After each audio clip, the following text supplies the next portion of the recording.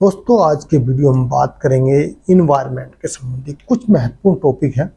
दोस्तों इनमें जो है टॉपिकों में बहुत ही ज़्यादा महत्वपूर्ण इसलिए बन जाते हैं कि इन्वायरमेंट से क्वेश्चन आते हैं और ये क्वेश्चन जो है आपको असिस्टेंट प्रोफेसर का जो एग्ज़ाम होने वाला है उत्तर प्रदेश में उसके लिए तो बहुत ही ज़्यादा महत्वपूर्ण है। साथ ही UGC NET, select, PhD, PGT, TGT सभी के लिए भी महत्वपूर्ण है। तो दोस्तों आपको एक चीज़ और कहना चाहता हूँ, अगर आपने मेरे चैनल को अभी तक सब्सक्राइब नहीं किया प्लीज़ सब्सक्राइब कर लें और साथ में लगी बेल आइकन को दबा दें।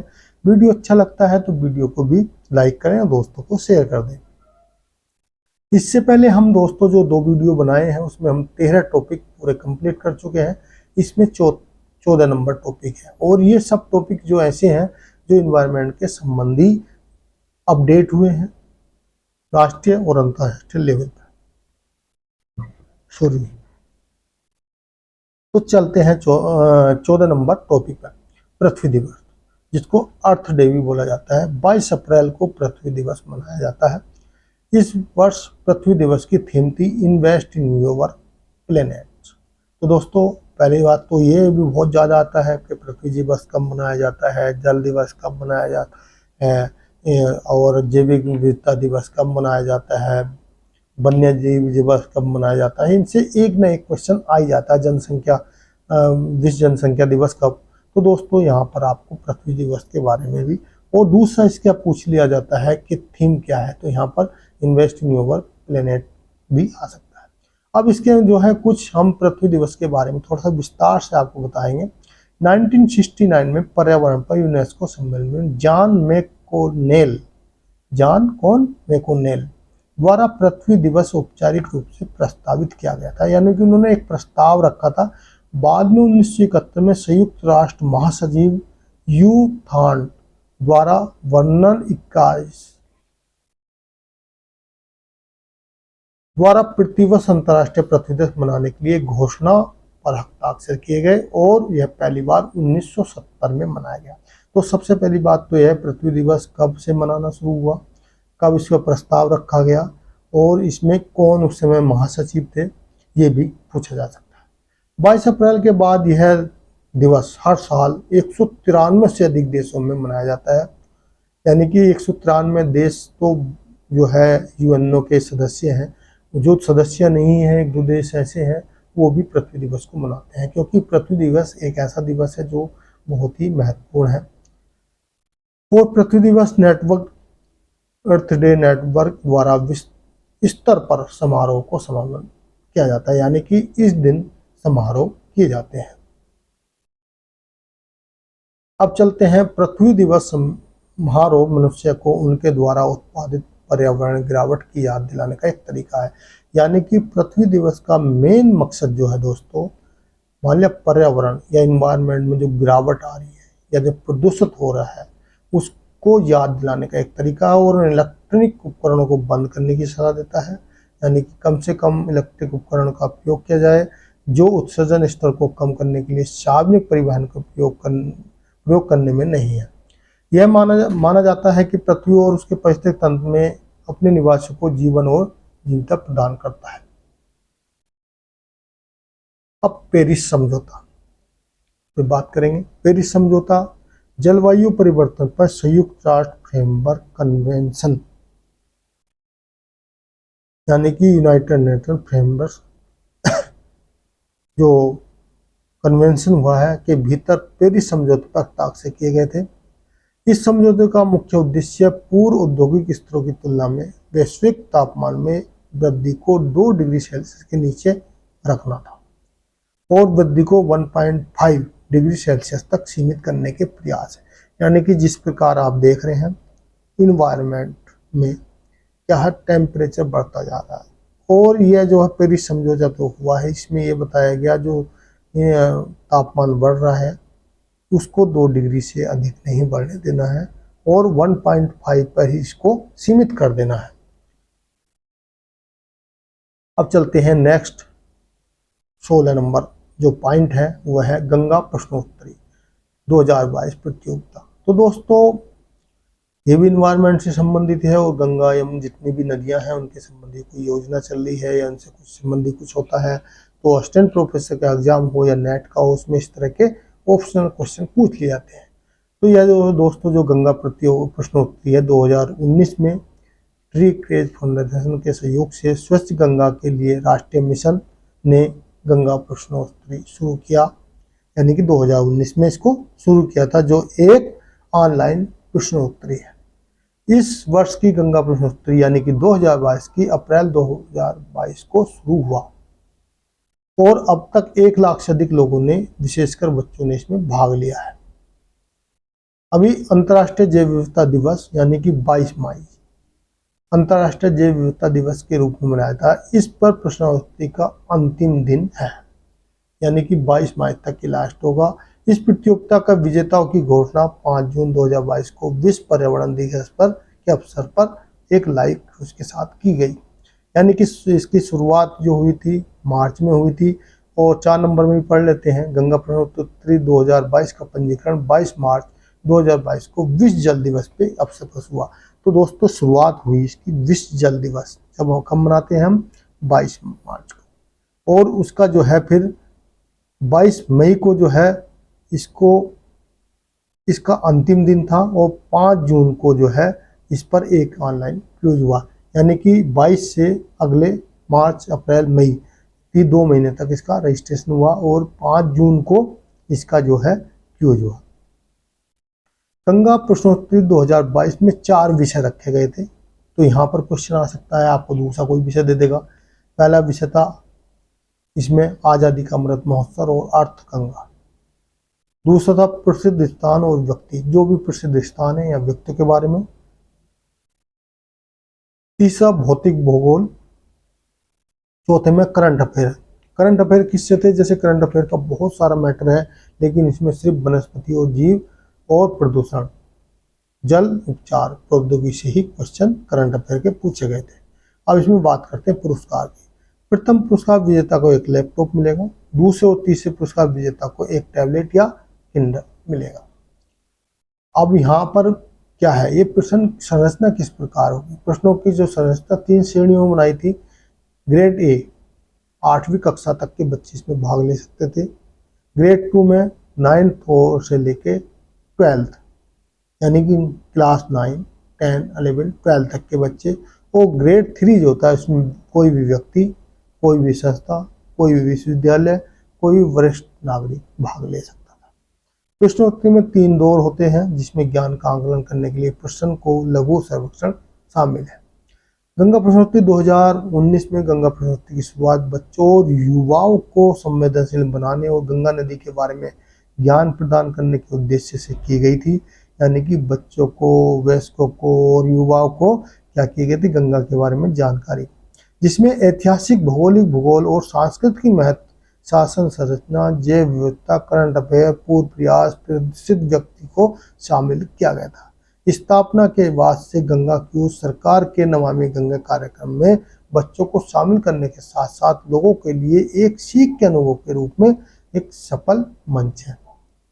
अब चलते हैं दोस्तों नेक्स्ट टॉपिक पर, state of words forest report, यानी कि वन के संबंधी जो रिपोर्ट जारी की गई है।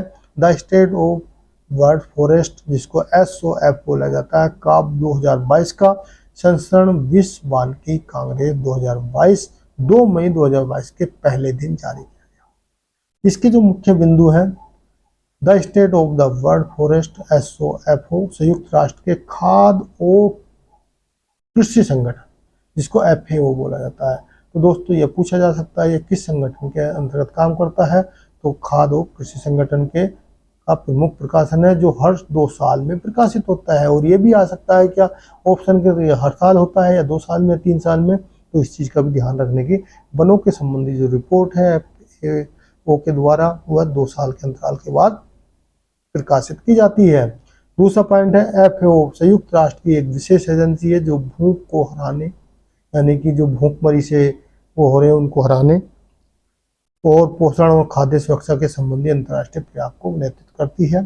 रिपोर्ट के मुख्य निष्कर्ष क्या है? पिछले 30 वर्षों में, यानी 1990 से और 2020 के बीच वनों की कटाई का कारण दुनिया में 420 मिलियन हेक्टेयर भूमि वन क्षेत्र का लगभग 10.34 खो खो दिया, यानी कि कम कर दिया है।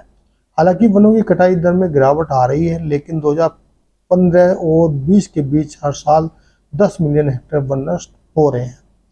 वनों की कटाई से 68% स्तनधारी या स्तनपायी प्रजाति, 75% पक्षी प्रजाति और 80% अभयचर प्रजातियों के लिए गंभीर जोखिम पैदा हो गया है, खतरा पैदा हो गया है, जो जंगल में रहते थे। वनों की कटाई और वन संरक्षण से जैव विविधता खतरे में आ गई है। पृथ्वी के भौगोलिक क्षेत्र में 4.06 मिलियन हेक्टेयर यानी 31% को कवर करता है वन क्षेत्र। इस रिपोर्ट में हरित सुधार प्राप्त करने और पर्यावरण संकटों से निपटने के लिए 3 पारस्परिक संबंधित मार्गों का सुझाव दिया गया है। नंबर 1 दिया है, वनों की कटाई को रोका जाए, वनों को बनाए रखा जाए। दूसरा, निम्नीकृत भूमि को बहाल करना और कृषि वानिकी का विस्तार किया जाए। वनों का सतत प्रयोग, हरित श्रृंखला का निर्माण किया जाए। ये 3 इसमें उपाय बताए गए हैं। वन और भूमि प्रयोग पर ग्लासगो नेताओं की घोषणा। तो दोस्तों, इस घोषणा में 140 से अधिक देशों ने 2030 तक वन हानि को समाप्त करने और बहाली को स्थायी वानिकी का समर्थन किया है। इसके लिए विकासशील देशों को उन उद्देश्यों को प्राप्त करने में मदद करने के लिए अतिरिक्त $19 बिलियन का आवंटन किया गया है। अब चलते हैं दोस्तों नेक्स्ट, ये भी बहुत ही महत्वपूर्ण है, राजस्थान के रामगढ़ विषधारी वन्यजीव अभ्यारण्य के बारे में। तो दोस्तों, इस अभ्यारण्य में क्या हुआ है, ऐसे भी क्वेश्चन आते हैं। पहले तो या तो इसको मेलाप के रूप में पूछ लिया जाएगा कहाँ पे है, तो याद रखना राजस्थान में है। और इसके लिए क्यों फेमस हुआ, राजस्थान में रामगढ़ विषधारी वन्यजीव अभ्यारण्य को बाघ अभ्यारण्य घोषित किया गया है, यानी कि टाइगर रिजर्व घोषित किया गया है। राजस्थान में रामगढ़ विषधारी वन्यजीव अभ्यारण्य को हाल ही में भारत के 52वें बाघ अभ्यारण्य के रूप में अधिसूचित किया गया है, यानी कि अभी तक कितने टाइगर रिजर्व थे, 51, अभी हो गए 52। इसे टाइगर रिजर्व घोषित करने की मंजूरी अप्रैल 2020 में राजस्थान सरकार ने बाघों के लिए रामगढ़ विषधारी अभ्यारण्य विकसित करने का प्रस्ताव भेजा था, यानी कि 2020 में अप्रैल में भेजा था। जुलाई 2021 में राष्ट्रीय बाघ संरक्षण प्राधिकरण द्वारा रामगढ़ विषधारी वन्यजीव अभ्यारण्य को आसपास के क्षेत्र को बाघ अभ्यारण्य बनाने की सैद्धांतिक मंजूरी दे दी गई 21 जुलाई में।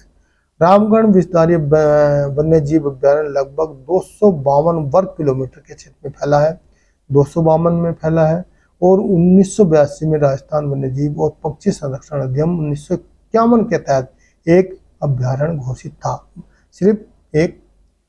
अब क्या भारतीय भेड़िया, तेंदुआ, सुस्त भालू, सुनहरा सियार, लोमड़ी आदि को इसमें देखा जा सकता है। रामगढ़ विषधारी अभ्यारण्य चौड़ा टाइगर रिजर्व है। यह 3 टाइगर रिजर्व सवाई माधोपुर जिले में, जो सवाई माधोपुर जिला है उसमें रणथंभौर टाइगर रिजर्व, कोटा जिले में मुकुंदरा हिल्स टाइगर रिजर्व और अरवल जिले के सरिस्का टाइगर रिजर्व से मिलता है। रामगढ़ विषधारी अभ्यारण्य बाघों की आवाजाही में महत्वपूर्ण भूमिका निभाता है। यह अभ्यारण्य टाइगर रिजर्व को मुकुंदरा हिल्स टाइगर रिजर्व से जोड़ता है। इस प्रकार यह एक महत्वपूर्ण टाइगर रिजर्व कॉरिडोर बन गया है। यह अभ्यारण्य रणथंभौर टाइगर रिजर्व के लिए एक बफर के रूप में कार्य करेगा और बाघों के फैलाव की सुविधा प्रदान करेगा। इस प्रकार यह रणथंभौर में भीड़ भाड़ की समस्या को भी रोकता है। भीमलाट और रामगढ़ महल जैसे टाइगर रिजर्व के भीतर स्थलों की उपस्थिति के कारण इको टूरिस्ट को भी बढ़ावा मिलेगा। इसमें स्थानीय लोगों को आजीविका के भी बहुत सारे अवसर खुलेंगे। टाइगर कॉरिडोर क्या होता है दोस्तों, यह बाघों के आवास को जोड़ने वाली भूमि का एक खंड है, जिसमें बाघों को वन्यजीवों को आवाजाही के मार्ग मिल जाता है, यानी कि एक स्थान से दूसरे स्थान को जाने का। भारत में 30 से अधिक बड़े टाइगर कॉरिडोर हैं और छोटे टाइगर कॉरिडोर, यानी कि भारत में बड़े ऐसे 30 कॉरिडोर हैं जहां से बाघ एक जगह से दूसरी जगह को जा सकते हैं। अब चलते हैं नेक्स्ट टॉपिक पे, state of global climate report. तो दोस्तों, विश्व मौसम विभाग संगठन, जिसको WMO बोला जाता है, द्वारा state of the global climate report 2021 जारी की गई है। इस रिपोर्ट के अनुसार 4 प्रमुख जलवायु परिवर्तन संकेतिक जो समुद्र के स्तर में वृद्धि, पहला, समुद्र के स्तर में वृद्धि, ग्रीन हाउस गैस सार्थकता, महासागर का अम्लीकरण और समुद्र की गर्मी है। यानी 4 इन्होंने चीज बताई हैं, आप इनको याद कर सकते हो और इसमें यह क्वेश्चन बन सकता है कि इसके द्वारा क्या क्या है। दूसरा, 2021 में नए रिकॉर्ड बनाए, इससे पता चलता कि मानवीय गतिविधियां महासागर, भूमि और वातावरण के स्तर में परिवर्तन का कारण बनी है। चरम मौसम, एक्सट्रीम वेदर। चरम मौसम के कारण दुनिया में सैकड़ों अरबों डॉलर का आर्थिक नुकसान हुआ है। यानी कि जो मौसम गर्म हो रहा है उससे सैकड़ों अरबों नुकसान हो रहा है। इससे मनुष्य के जीवन और उसकी भलाई पर भारी पड़ रहा असर डाल रहा है। वर्ष 2022 में पानी और खाद्य विस्थापन और सुरक्षा के लिए झटके पैदा किए हैं। इस रिपोर्ट ने पुष्टि की कि पिछले 7 साल सबसे गर्म दर्ज किए गए हैं। यानी कि 7 साल जो है सबसे गर्म है। 2021 में औसत वैश्विक तापमान पूर्व औद्योगिक स्तर से लगभग 1.11 डिग्री सेल्सियस पर रहा। यानी कि इसकी रिपोर्ट के अनुसार जो है 1.1 एवरेज से ऊपर रहा है। इस रिपोर्ट में किन संगठनों जो ऑर्गेनाइजेशन है जिनका योगदान है? राष्ट्रीय मौसम विज्ञान और जल विज्ञान सेवा, क्षेत्रीय जलवायु केंद्र भी इसमें सहयोग करते हैं, वैश्विक डेटा और विश्लेषण केंद्र भी सहयोग करता है, ग्लोबल एटॉमिक स्फीयर वॉच भी इसमें सहयोग करता है, विश्व जलवायु अनुसंधान कार्यक्रम भी इसमें सहयोग करता है, ग्लोबल क्रायोस्फीयर वॉच, यूनेस्को का अंतर सरकारी समुद्र विज्ञान भी इसमें मदद करता है, खाद्य और कृषि संगठन भी मदद करता है, संयुक्त राष्ट्र पर्यावरण कार्यक्रम भी, प्रवासन के लिए अंतर्राष्ट्रीय संगठन भी, शरणार्थियों के लिए उपयुक्त राष्ट्र उच्चायुक्त भी और विश्व खाद्य कार्यक्रम। दोस्तों ये समुद्री गर्मी था, जहाँ पर समुद्री गर्मी लिखा हुआ है तो आप इसको समझ लें। ओशियन हीट, यह रिकॉर्ड ऊंचाई पर थी। 2021 में महासागरों की ऊपरी 2000 मीटर गहराई गर्म हो रही है। यानी कि 2000 मीटर तक गर्म जो है सागर हो रहे हैं। भविष्य में इसके बढ़ने की उम्मीद है और ऐसा बदलाव को अपरिवर्तनीय है। महासागरीय अम्लीकरण हो रहा है। मानव जनित CO2 कार्बन मोनोऑक्साइड के वार्षिक उत्सर्जन का 23% सागरों में अवशोषित किया जाता है। इसके कारण क्या हो रहा है? समुद्र का जल में अम्लीकरण उत्पन्न हो रहा है, जो जीव पर्यटन, खाद्य सुरक्षा और तटीय संरक्षण के लिए नुकसानदायक है। वैश्विक औसत समुद्री स्तर यानी कि 2021 और 13 में जो है 4.5 मिलीमीटर प्रति वर्ष बढ़ने के बाद इसका नया रिकॉर्ड हो चुका है। समुद्र के जल का स्तर बढ़ता जा रहा है और जो 4.5 मिलीमीटर प्रति वर्ष के हिसाब से बढ़ रहा है। खाद्य सुरक्षा, आर्थिक झटके, चरम मौसम की घटनाएं और कोविड-19 के कारण विश्व की खाद्य सुरक्षा भी बिगड़ चुकी है। विस्थापन, जल मौसम संबंधी खतरों के कारण आंतरिक विस्थापन भी में वृद्धि हुई है। अब चलते हैं नेक्स्ट टॉपिक जो है 20 नंबर, स्टॉकहोम 50 सम्मेलन। 4 जून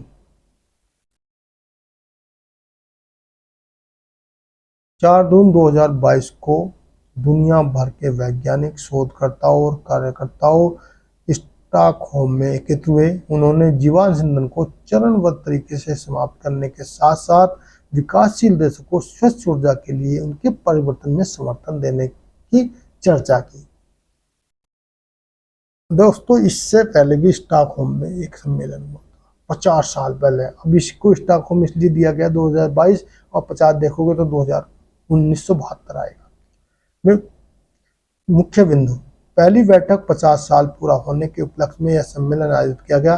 पहली बैठक तब हुई थी जब दुनिया ने शुरू में इस विचार का सामना किया कि विकास को पर्यावरण की दृष्टि से टिकाऊ होना चाहिए। यानी कि जो डिप्लॉयमेंट हो रहा है, विकास हो रहा है, वो पर्यावरण की दृष्टि से अच्छा होना चाहिए, टिकाऊ। इसमें वैज्ञानिक शोधकर्ता और कार्यकर्ता शामिल थे। हाल ही में कई जलवायु, पर्यावरण और सामाजिक वैज्ञानिकों ने पृथ्वी के साथी नागरिकों को एक पत्र लिखा जो जर्नल नेचर में प्रकाशित हुआ। यह मेंटन मैसेज में के समान है, जिस पर 1972 के स्टॉकहोम सम्मेलन में पहले 2200 वैज्ञानिकों ने हस्ताक्षर किए थे। इसके आसवन पर्यावरण संकट के लिए लोगों को ध्यान आकर्षण का आह्वान किया गया है। अब स्टॉकहोम 50 क्या है? यह एक अंतर्राष्ट्रीय बैठक है जिसका नेतृत्व संयुक्त राष्ट्र महासभा करता है। यह एक वैश्विक संधि है जिसका उद्देश्य मानव स्वास्थ्य और पर्यावरण को लगातार कार्बनिक प्रदूषण के प्रभाव से बचाना है। यह हाल ही में जून 2022 में मानव पर्यावरण पर 1972 के संयुक्त राष्ट्र सम्मेलन के 50 वर्ष पूरा होने के उपलक्ष्य में आयोजित किया गया था। इसमें पहली बार पर्यावरण को एक वैश्विक मुद्दा बनाया गया था। कब बनाया गया था? 1972 में। तो दोस्तों आज के वीडियो में इतने टॉपिक हैं। नेक्स्ट वीडियो आपको इस तरह की मिलेगी। कम से कम मैं आपको 60 टॉपिक इस तरह के दूंगा। ये आपके 20 हो गए, यानी कि और अगर आपने पूरा 1-2 बार देख लिए तो दोस्तों आप कोई भी क्वेश्चन इन्वायरमेंट से आएगा, चाहे नेट एग्जाम में, चाहे सेलेक्ट में, चाहे पीएचडी में, चाहे आपका असिस्टेंट प्रोफेसर में, आप आसानी से कर पाएंगे। वीडियो देखने के लिए थैंक यू, धन्यवाद।